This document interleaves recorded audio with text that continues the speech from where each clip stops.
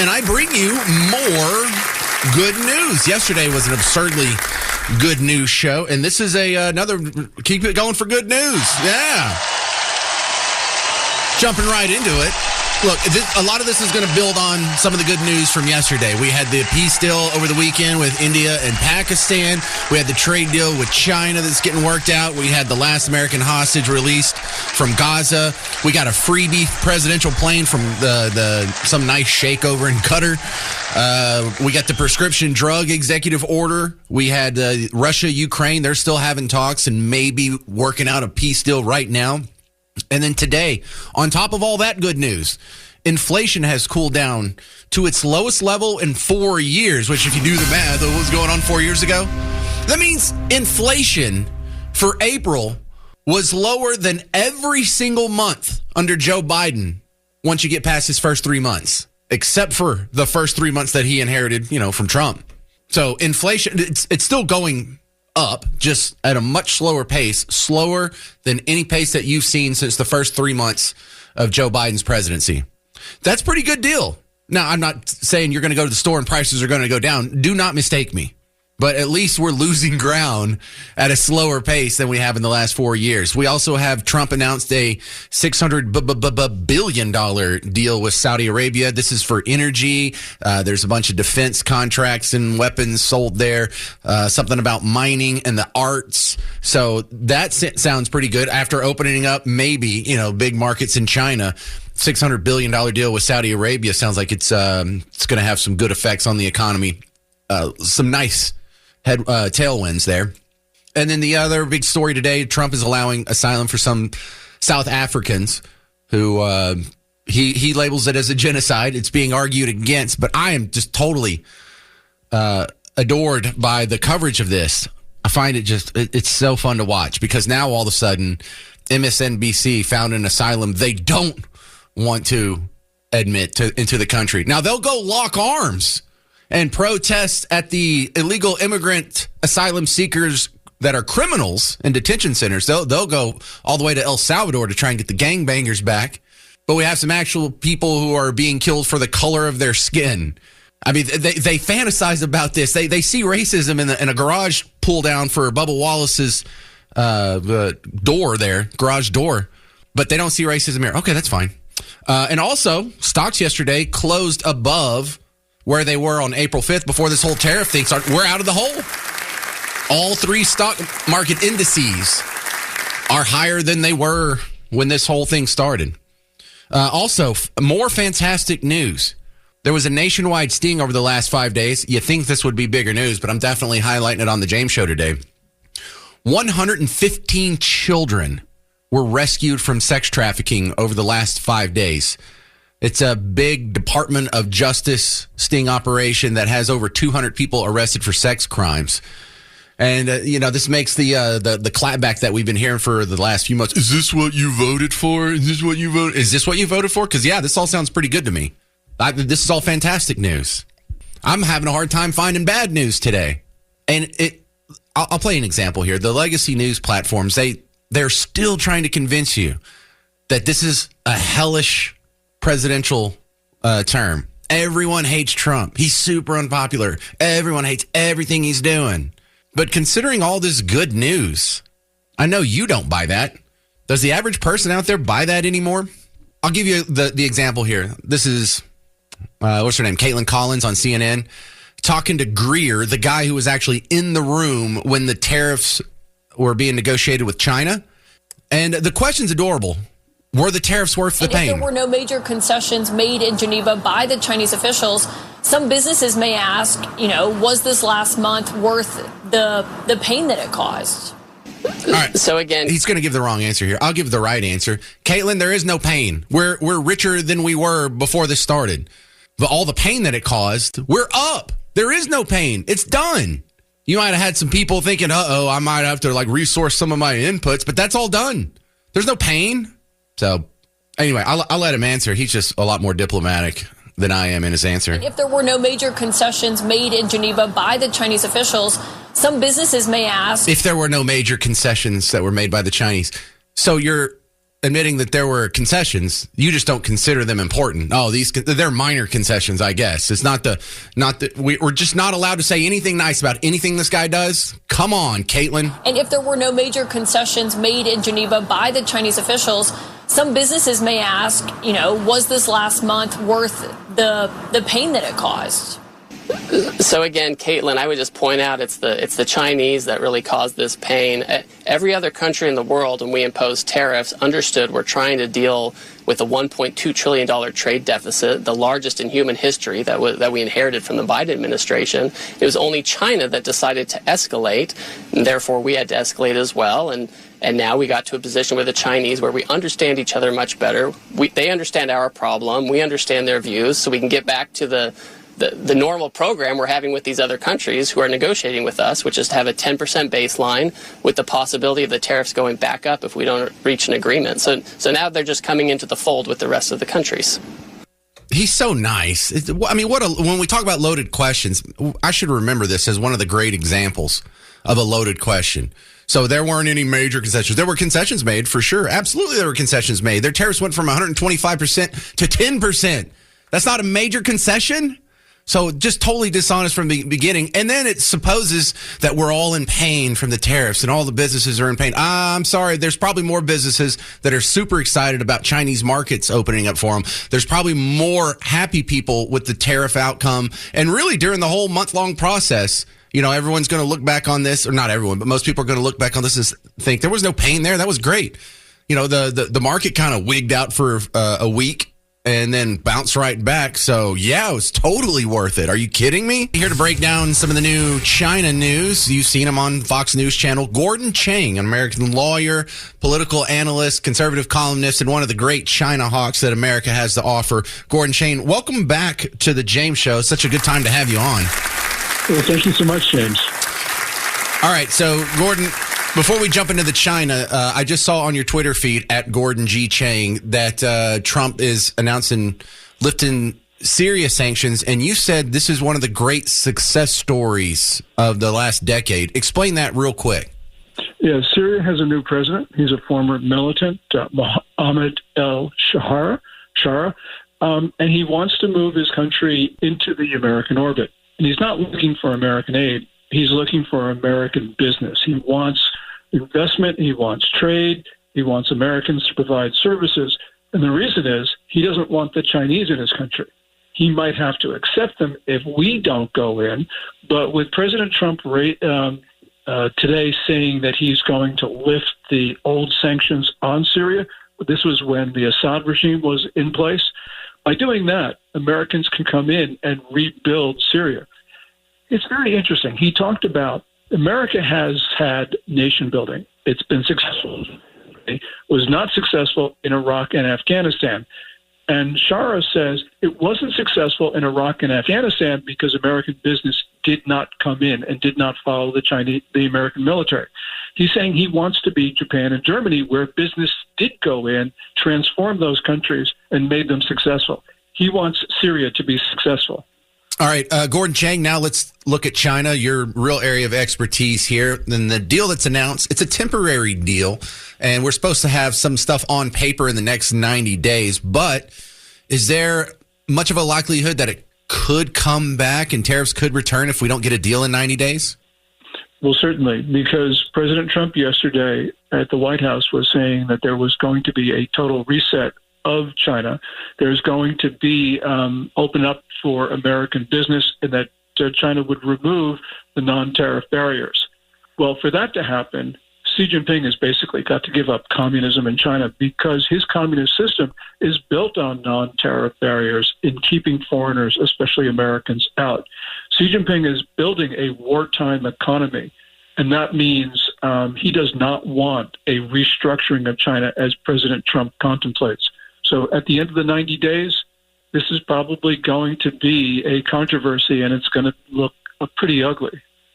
So I've seen in the reporting that there's a lot of industries and items that have exemptions on the tariff. Some still have high tariffs, some have the lower ones. How do we decide which ones got exempted or not? What's all that about, Gordon?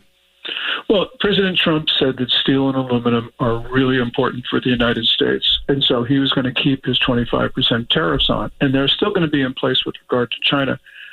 When it came to electronics, Trump exempted from the additional tariffs electronics, iPads, iPhones, that type of thing.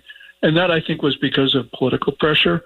It also was, I think, very much part of an informal deal that Trump had with Tim Cook, the CEO of Apple, because Tim Cook has said, first of all, he's moving his American production out of China to India and Vietnam, which is good for us. Yay! But Cook also started talking about investing in the United States and building plants here. So I think, I can't prove this, but it seems to me that there must have been some sort of informal arrangement between President Trump and Tim Cook. We're talking with Gordon Chang, author, columnist, lawyer, China hawk. China has a poor record of actually following the rules of previous trade agreements. Is there some enforcement mechanisms to keep them in line this time?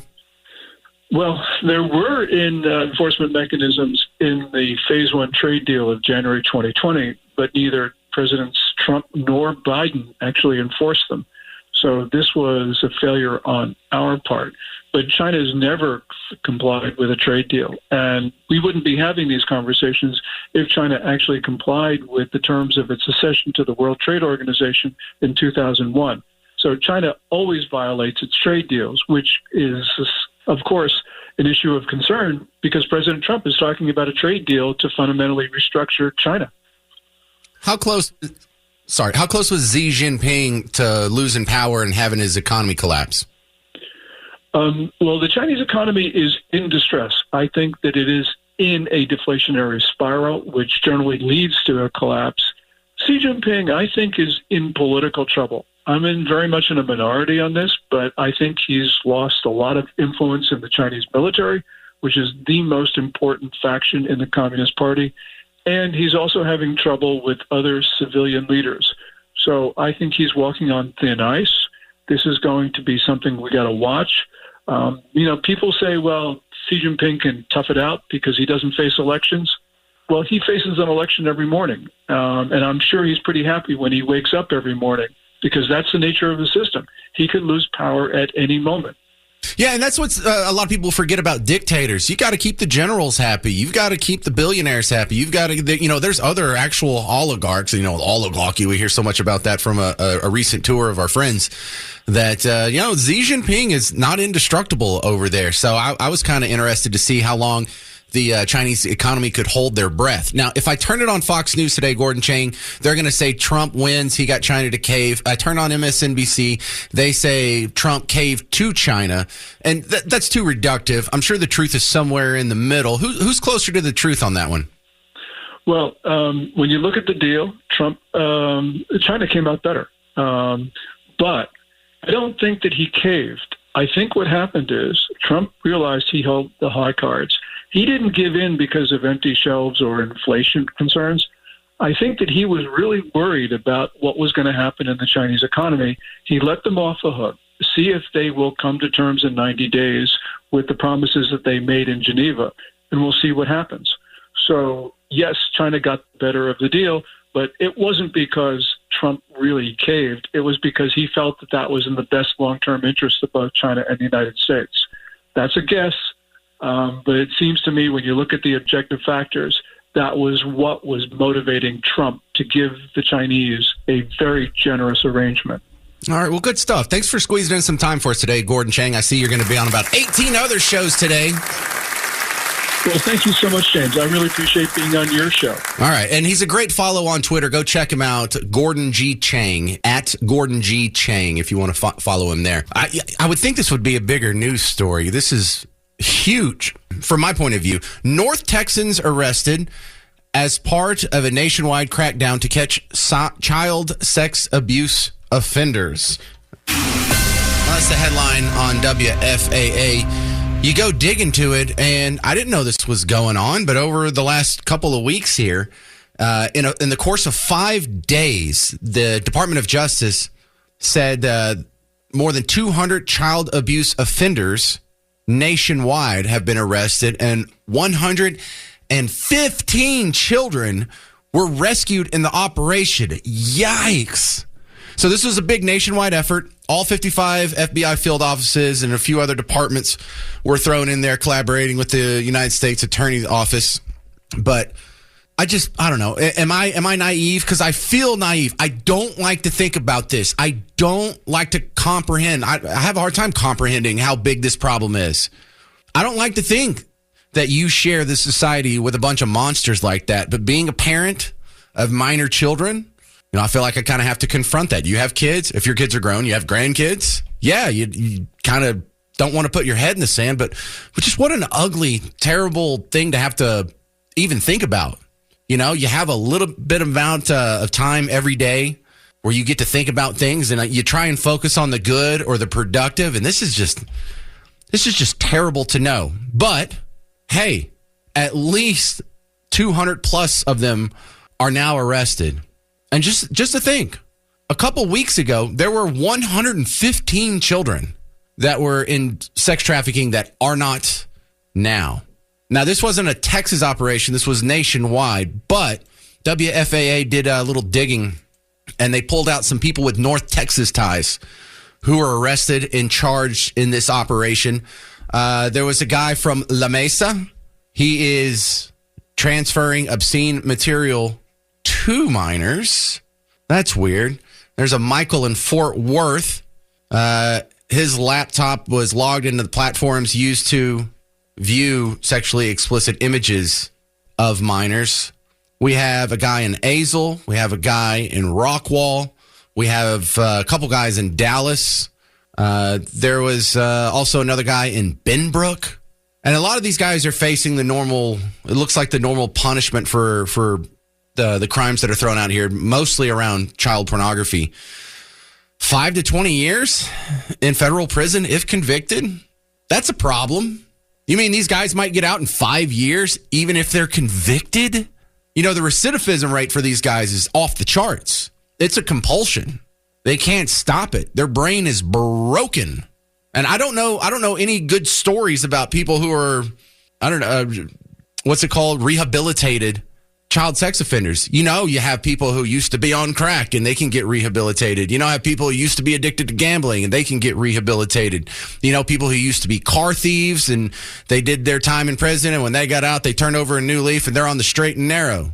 You hear that a lot from, some preachers have a great testimony and backstory about how they used to be this way and have this terrible pattern of behavior, but they got fixed. I don't have any of those stories. Is there any stories like that about these guys who have been fixed? I don't think so. And if that's the case, why would we let them out in 5 years? So I'm glad they got picked up. First, round of applause for Dan Bongino and Kash Patel. This is what we want the FBI doing. We don't want them setting up a handful of yokels to pretend like they're going to kidnap Gretchen Whitmer, the old governor of Michigan. We don't need them embedded in the crowd during January 6th. We're going to storm the Capitol. Those guys. It's not what the FBI should do. The FBI shouldn't be doing Fast and Furious where they trick gun merchants in Texas and then run it to the Mexican cartels in order to slander and slime the good name of gun merchants. We don't need them doing that. We need them doing this.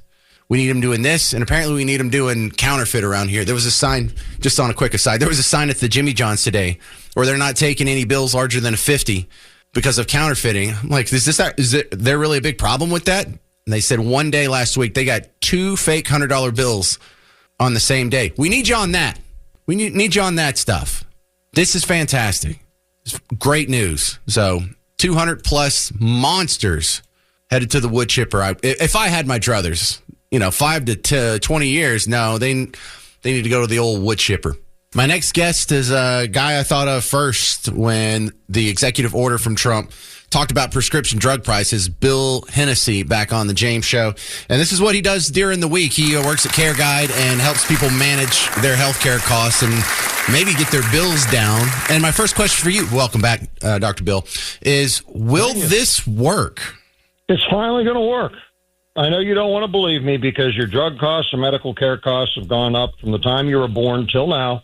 But we have a president who's not a career politician who implemented an executive order That is a directive to the federal agencies, including Health and Human Services by Robert F. Kennedy, FDA, the Food and Drug Administration by Dr. Marty McCary, and they are now empowered to create rules for getting these new drugs, and the FDA will help source them from other countries to get them into the United States safely and for a heck of a lot less than we're paying for them here.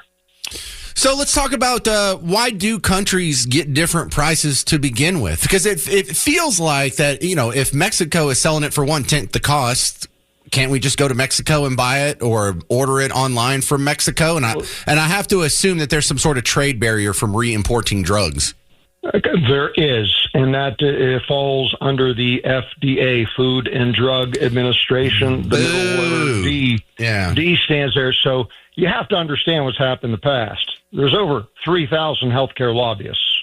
And if you're a drug lobbyist, you got lots of money. That sounds wild because when you add up the House and Senate, 535 people, and you said 3,000 lobbyists?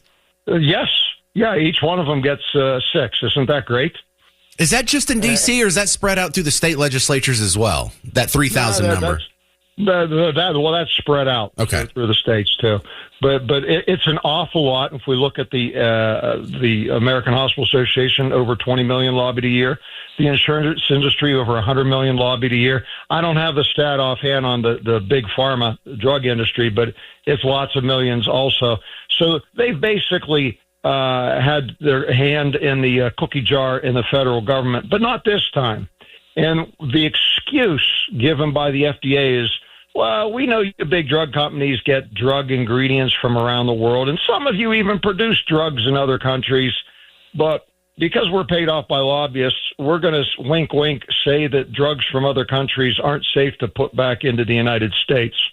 Really what it is it's illegal price fixing to make us pay $1,000 a dose when it's available in Canada or Europe for $100 a dose.